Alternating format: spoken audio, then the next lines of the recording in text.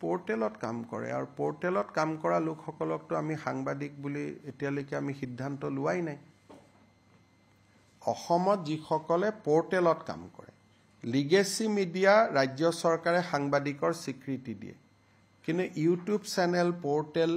এই সকলক সাংবাদিকৰ স্বীকৃতি দিয়াৰ বিষয়টো আপোনালোকৰ লগত আমাৰ আলোচনা চলিহে আছে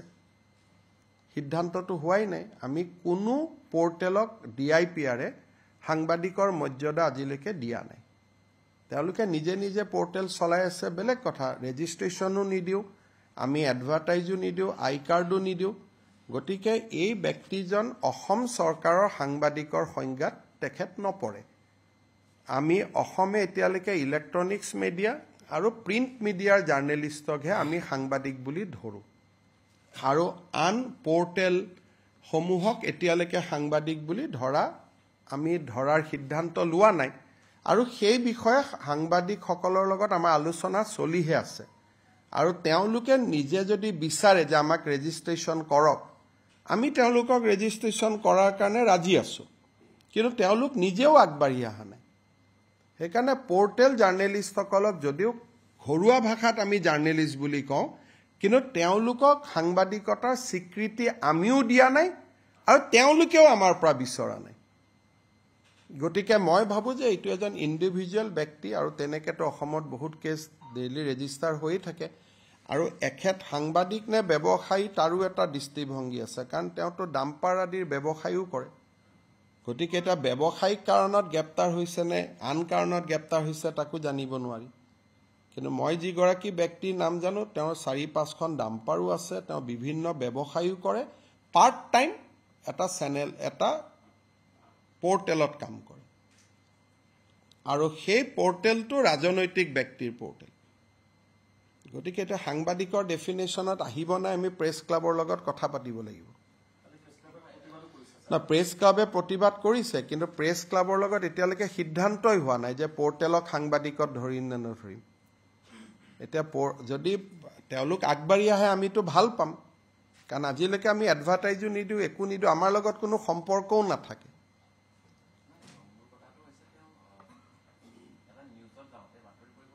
এটোতো আমি নাজানো তেওঁ বেংকত নিউজে কৰিব গৈছে নে আন কামত গৈছে আমি কেনেকে জানিম বা আন সাংবাদিকে কেনেকে তাৰ গ্যাৰেন্টি ল'ব পাৰিব আজিকালি দিনত আমি নিজৰ লৰা ছোৱালী গ্যাৰেন্টি ল'ব নোৱাৰো তেওঁ এটা বেংকত গৈছে সাংবাদিকো নহয় এটা তেওঁ কি কামত বেংকত গৈছে বাকি সাংবাদিকসকলে তেওঁৰ হৈ কেনেকে ক'ব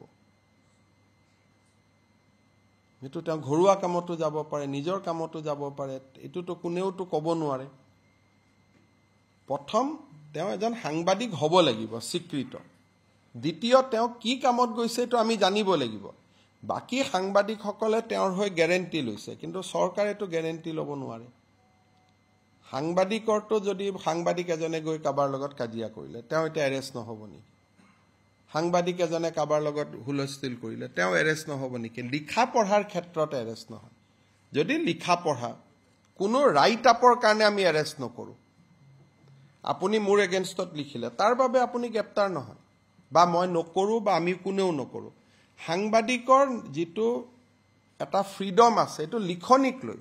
কিন্তু কাৰ্যালয়ত গৈ কি কথা বতৰা পাতে সেইটোতো এটা বেলেগ ইস্যু হৈ গল নহয় সেইকাৰণে সেই মানুহজনকো সাংবাদিকসকলে শুনিব লাগিব মই জানাত এতিয়ালৈকে সাংবাদিক সংঘ এপেক্স বেংকত গৈ মেনেজাৰজনৰ লগত কথা পতাই নাই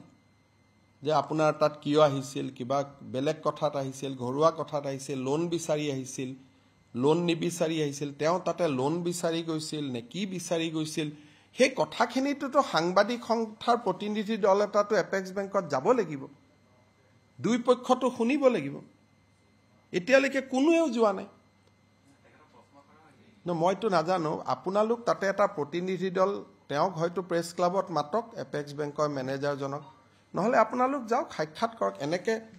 সুধিলেতো সঁচা কথাটো ক'ব দিগদাৰ চাহ একাপ খাই কথাখিনি বুজি আহক দুই পক্ষ শুনাৰ পিছত সিদ্ধান্ত লওক কাৰণ তেওঁক ব্যৱসায়ী বুলি ক'ব নে সাংবাদিক বুলি ক'ব হেতুটো কোনো সিদ্ধান্ত ল'ব নোৱাৰে কাৰণ তেওঁৰ ফেসবুকতে ডাম্পাৰৰ লগত ফটো আছে আপোনালোকে নিজে কক আছে নে গতিকে তেওঁ এজন এতিয়া ডাম্পাৰ ব্যৱসায়ী নে তেওঁ সাংবাদিক এই সিদ্ধান্তটো কোনে ল'ব who will take this decision গতিকে আপোনালোকে মোক যদি সিদ্ধান্ত লয় সাংবাদিক বুলি কয় মই এৰি দিম কিন্তু সাংবাদিক বুলিয়ে মোক আপোনালোকে লিখি দিয়ক যে তেওঁ সাংবাদিক কিন্তু আপোনালোকে লিখি দিয়াৰ আগতে তিনিবাৰ চিন্তা কৰি চাব কালি যদি ডাম্পাৰ কেছত পৰে তেতিয়া কি কৰিব সেইকাৰণে মোক এখন আপোনালোকে লিখি দিয়ক সাংবাদিক বুলি আপোনালোকে তেওঁৰ ওপৰত দায়িত্ব লওক এতিয়াই এৰা যাব এতিয়া যদি প্ৰতিদিন ডিউআই অমুকৰ সাংবাদিকসকলে আহি কয় যে এখন আমাৰ কাৰ্ড আমি সাংবাদিক তেওঁতো যিটো পৰ্টেলত আছে তাততো আমি জাৰ্নেলিষ্ট কাৰ্ডো নিদিওঁ পৰ্টেলততো আমি আনাই নাই জাৰ্নেলিজিমৰ ভিতৰত এতিয়ালৈকে যদি আপোনালোকৰ কিবা আছে আপোনালোকে যদি তেওঁৰ দায়িত্ব লয় মই এতিয়াই ৰিলিজ কৰি দিম যে তেওঁৰ কোনো ব্যৱসায়িক কথা বাৰ্তা সকলোতে আমি দায়িত্ব ল'ম বুলি আপোনালোকে মোক কৈ দিয়ক মই 1 ছেকেণ্ডত মই কৈ দিম যে তেওঁ সাংবাদিক এৰি দিয়ক কিন্তু সাংবাদিক বুলি কোনোবাইতো কওক মোলৈকেতো এতিয়ালৈকে এখন চিঠিও অহা নাই যে তেওঁ সাংবাদিক বুলি